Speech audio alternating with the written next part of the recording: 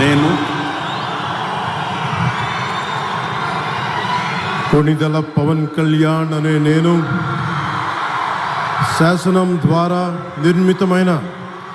భారత రాజ్యాంగం పట్ల నిజమైన విశ్వాసం,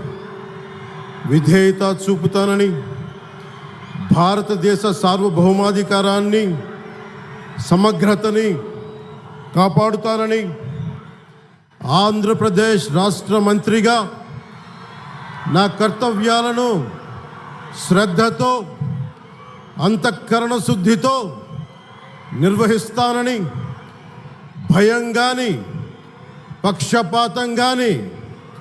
రాగద్వేషాలు కానీ లేకుండా రాజ్యాంగాన్ని, శాసనాలని అనుసరించి ప్రజలందరికీ న్యాయం చేకూరుస్తానని దైవ